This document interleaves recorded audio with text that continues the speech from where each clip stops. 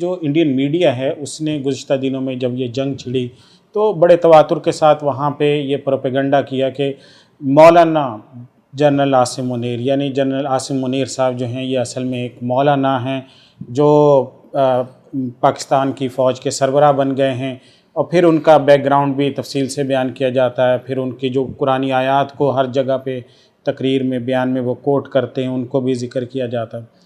تو افواج پاکستان پھر خصوصاً جو جنرل عاصم منیر ہیں ان کا جو مذہبی رجحان ہے یا بیک گراؤنڈ ہے، پھر جو ان کی تربیت میں یہ دین، افواج پاکستان کی تربیت میں یہ دین شامل ہے، اس حوالے سے آپ کیا فرمائیں گے؟ ایک تو میں بتاؤں، ہمارا جو ملک ہے نا پاکستان، یہ مسلم اکثریت کا ملک ہے۔ یہاں ہر مسلمان بچہ جب پیدا ہوتا ہے تو پیدا ہونے کے بعد سب سے پہلا کام اس کے کان میں اذان دی جاتی ہے اور اقامت کی جاتی ہے۔ جیسے ہی تھوڑی سی ہوش سنبھالتا ہے تو اس کو کلمہ سکھایا جاتا ہے، اس کو دین سکھایا جاتا ہے، اور سب سے پہلا کام وہ قاری صاحب کے پاس جاتا ہے، چاہے وہ آرمی چیف ہو، چاہے وہ نیول چیف ہو، کوئی ایئر چیف ہو، DGI ہو، کوئی بھی ہو، وزیر اعظم ہی کیوں نہ ہو، صدر ہی کیوں نہ ہو، اس کا سب سے پہلا جو سامنا ہوتا ہے وہ قاری صاحب اور حافظ صاحب سے ہوتا ہے۔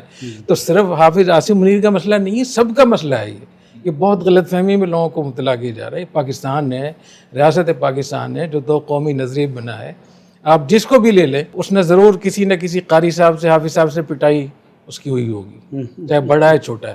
ایک بات تو یہ آپ کے ذہن میں رہے۔ دوسری بات یہ کہ ہندوستان کے لوگوں کو جنرل عاصم منیر سے نہیں ڈرنا چاہیے بالکل، اس لیے کہ جنرل عاصم منیر وہ جنرل تو ہیں لیکن قرآن حدیث کی اور سیرت کی اخلاقیات میں بندھے ہوئے ہیں، اور ان کو معلوم ہے کہ ہمارے دین میں جہاد ایک رحمت ہے، ایک نقصان دہ چیز نہیں ہے۔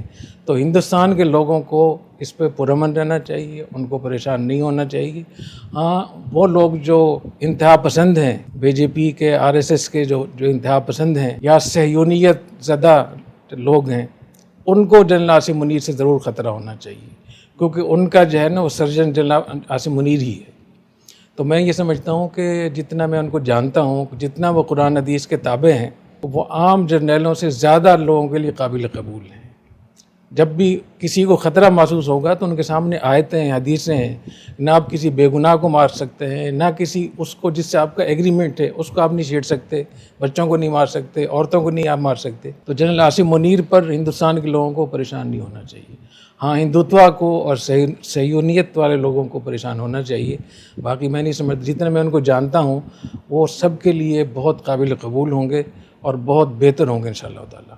اس کی بجائے کہ وہ جنرل عاصم منیر کو مولانا کہیں یا ان پہ الزامات لگائیں، اپنی انتہا پسندی کو دیکھیں۔ ان کی انتہا پسندی ہے، ان کی یہ جارحیت ہے جس کا جواب یہاں سے انہوں نے دیا ہے۔ تو اس لیے، اور جو میں نے اس سے پہلے ایک آپ سے بات چیت کی تھی کہ ہمارے دین میں معاہدوں کی کتنی بڑی پابندی ہے، تو 9-10 واقعات میں نے سنائے تھے۔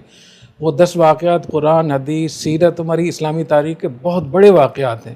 ان کو سامنے رکھتے ہوئے ہندوستان کے لوگوں کو مطمئن رہنا چاہیے کہ جنرل عاصم منیر ان کے لیے کوئی خوف کی علامت نہیں ہے۔ ہاں، جس کی خوف کے لیے علامت ہے وہ صہیونیت والے لوگ ہیں، یہود و ہنود ہیں جو ہندوتوا پر یقین رکھتے ہیں، تو ان کے لیے ان کو پریشان ہونے کی بات ہے۔